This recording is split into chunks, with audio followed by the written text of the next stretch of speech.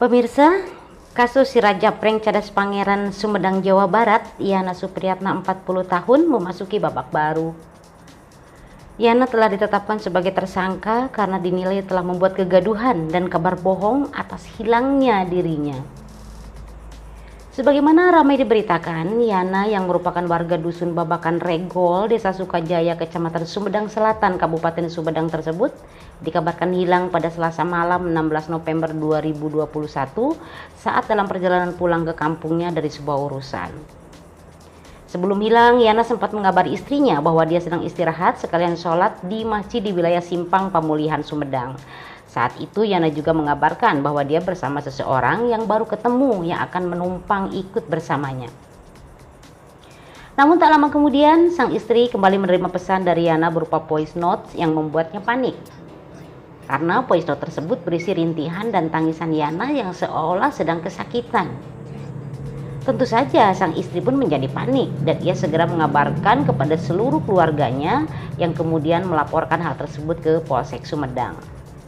Polisi yang mendapat laporan kemudian turun ke TKP untuk cek lokasi. Kepanikan keluarga kian menjadi saat di lokasi pencarian hanya ditemukan sepeda motor Honda Supra bernomor Z2333AB milik Yana lengkap dengan helm dalam kondisi stang terkunci. Keluarga pun langsung berpikiran negatif. Berbagai kemungkinan jelek membayangi pikiran keluarga. Apalagi Yana sempat menyebut ditumpangi oleh orang yang baru dikenalnya.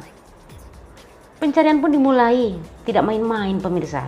Seiring proses pencarian, tim gabungan terdiri dari Polri, TNI, BPBD, hingga 2 anjing pelacak atau K9 dari Direktorat Samapta Polda Jabar pun diturunkan.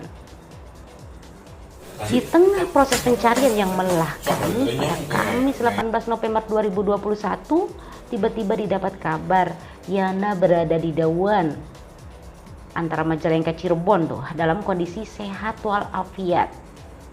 Bayangkan pemirsa, 3 hari tim gabungan warga dan keluarga melakukan pencarian di lokasi yang sangat berbahaya karena memang kawasan Cadas Pangeran dikelilingi jurang dalam. Bahkan dalam kondisi hujan lebat pun tim masih terus menyisir lokasi tersebut. Tiba-tiba Yana muncul dalam kondisi sehat walafiat dan di daerah lain. Rumor yang beredar di pemirsa, apa yang dilakukan Yana tersebut kononnya hanyalah sebuah alibi agar dia bisa bersama istri mudanya.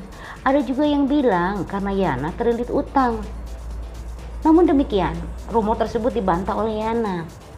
Dalam permohonan maafnya, Yana mengaku semua itu dilakukannya dalam keadaan panik atas permasalahan rumah tangga dan pekerjaannya.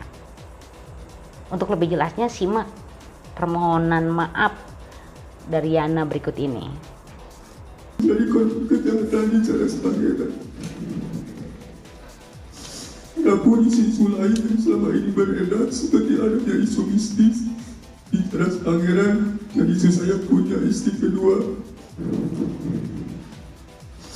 Saya menyatakan bahwa isu tersebut sama sekali tidak benar.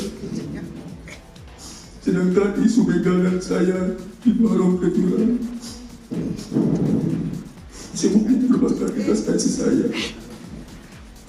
Adapun kejadian yang sebenarnya adalah selama ini saya sedang mendapat banyak masalah baik di lingkungan keluarga dan tempat kerja, sehingga saya awalnya berniat mentilu, namun saya masih teringat dengan anak dan istri. Namun walaupun sudah meminta maaf, proses hukum tetap berjalan. Yana kini telah ditetapkan sebagai tersangka. Penetapan tersangka dilakukan oleh Polres Sumedang setelah melakukan pemeriksaan intensif dan gelar perkara terhadap pria berusia 40 tahun itu.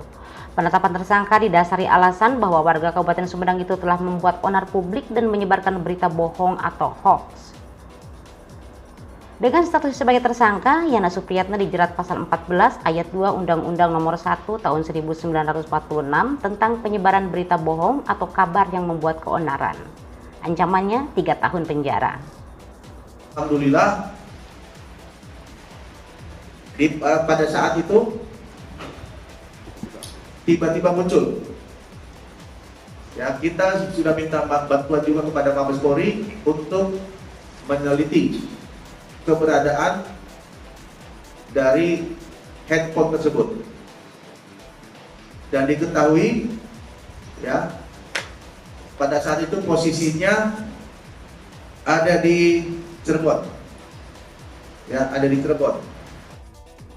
Yana mengaku sangat menyesali aksinya tersebut. Dia tidak menyangka pranknya kepada sang istri justru akan menjadi prank se-Indonesia. Namun bagaimanapun, nasi telah menjadi bubur dan saat ini dia harus menghadapi proses hukum. Demikian pemirsa, saya Yanti Sugriyanti beserta seluruh kru yang bertugas mengucapkan terima kasih atas segala perhatian Anda. Dan supaya tidak ketinggalan informasi, pantau terus Garda Berita TV dan gardaberita.com. Terima kasih. Assalamualaikum warahmatullahi wabarakatuh. Tetap jaga protokol kesehatan.